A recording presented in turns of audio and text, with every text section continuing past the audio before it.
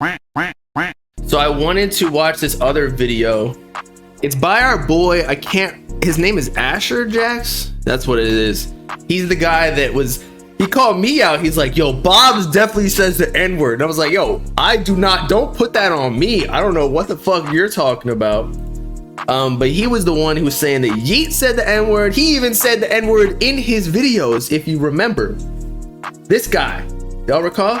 But anyway, he does not believe in Destroy Lonely. He said, why Destroy Lonely will fail. This is sad. Okay.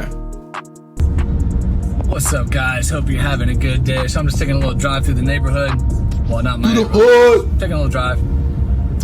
And I wanted to talk about this new rapper that I guess is buzzing in the underground. Is he gonna say that Destroy Lonely's paying me as well? Y'all remember he was saying that Yeet's label was paying me. I was like, bro, he's just lit.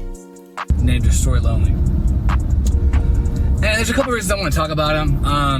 For one, I know a lot of people on my channel, a lot of my subscribers, they're into the underground rap scene, you know, Yeet, things like that. And I am too. If underground rap is good, I love it. I'm a huge fan of it, and I hope they blow up. But here's what I want to talk about Destroy Lonely and why he is going to fail, why he's not gonna make it to the mainstream. Now, all right, chat, let's all make our guesses as to why he thinks that Destroy Lonely is gonna fail. He's gonna say his brand is too dependent on Playboi Carti, or he sounds too like him. But in all reality, I feel like he's based his brand less off of Carti than Destroy Lonely. Like, I don't even know if they actually have pictures together. Whereas Ken, like the whole lore before Ken Carson actually dropped like some banger EPs, it's because people thought he was his fucking cousin. They had a couple pictures where they leaked. Come on, they planted those on some page or some forum. Carti probably got burner accounts, like a Carti subreddit account where it looks like he's a fan, but when he posts on it, it's like new info, but he sources it from like, yo, I just found this. Kind of like how Uzi has the fish scale. Now, don't get upset. Hear me out. And I'm not, trying to be mean or disparage the guy.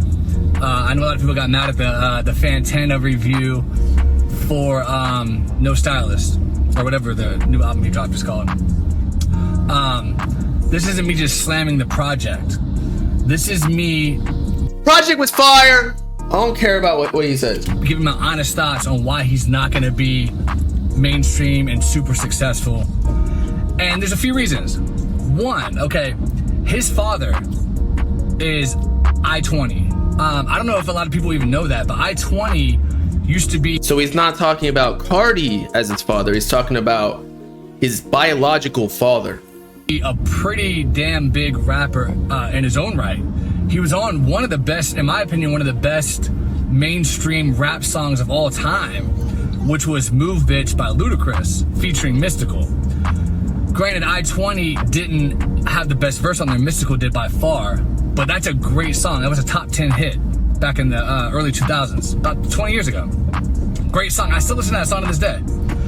So my thing is, if your dad was signed to Disturbing the Peace, which is Ludacris's record label, was on a top 10 hit, was in the studio with Ludacris and all these amazing good rappers. 2 Chainz used to be signed at that time. Players Circle. Chingy was signed. Would say what you want about Chingy, but he has some fire stuff. He has a lot of fire stuff, actually. Right there. He has some good stuff. Not saying he's like one of the most technically proficient rappers of all time, but he has a lot of hits. He has a lot of catchy stuff. You're around you grow up, Destroy Lonely I'm talking about, you grow up around all these famous, technically proficient rappers. You're in the studio as a kid, you're in these multi-million-dollar studios in Atlanta, you grew up in this shit, It's kind of like Peyton Manning in the NFL, like he grew up in that shit, and he used it to his advantage. He became a way better quarterback than his dad was. You have all this stuff at your disposal. You could literally study the game and become like a, what do they call it, protege or whatever, like one of the top. All right, I don't know exactly what he's gonna say. We'll continue. But to argue against his point, I feel like the game is so much different than the 90s and early 2000s, like with Ludacris and I-20. Like, moving on the internet is so different than just pumping fucking MTV with music videos back in the day. That's literally how you got on. Just get on MTV and then get on radios. And that you gotta like pay to be on that, so you have to be signed to a label to really make a movement, unless you're selling CDs on the side of the street. But like, I can't imagine how many rappers were trying to do that, or like cassette tapes or whatever like that. It just like the internet, there's more opportunity. So I don't know if I-20 or Ludacris or whatever would really be able to give Destroy Lonely game, maybe in business at this point, but like it's a whole different world now. Top in your field, develop your own original sound. You have everything at your disposal. It's just, whatever. And he literally puts together one of the most cookie cutter albums I've ever heard. Ever. Bruh! There's no. How do you say that? He didn't listen to the album. How can you tell me that like the guitar beats on the second half of the album is cookie cutter? I don't see any other rapper doing that shit. He had a couple rage songs on there, but like that you got to in the underground just to like, stay up with the times, have a couple of performance songs. The rest of it, come on, man, this guy tripping. No excuse for it literally hit Billboard. I think it was like it was in the under 100, right? If I recall correctly. Like, it's one thing, if you just grew up regularly and you just like that sound, so you're trying to emulate it, whatever, that's cool. But when you have all this $1 million studio famous dad who can teach you how to rap, and you come out with that, I mean, that's sad. That's sad, because most kids who are trying to rap, making it rap, they don't have that at their disposal. Like, they just don't. They don't have a famous dad rapper who was signed to Ludacris. They're having to, like, save up nickel and dimes to get studio time. Meanwhile, your dad was signed to Disturbing the Peace. But again, nowadays it's not about studio time. I see so many rappers wasting like thousands of dollars going to the studio, like working with producers, when in reality, I could make songs off this fucking mic. This is a USB mic. Granted, it wouldn't be like the best mix, but it's good enough for the internet nowadays, just because of how good equipment has gotten. You don't need to go to the studio. You just need to have a unique sound. And who knows if Destroy Lonely's dad was really like, I think he went to homeschool and he was working on music. He was working at school.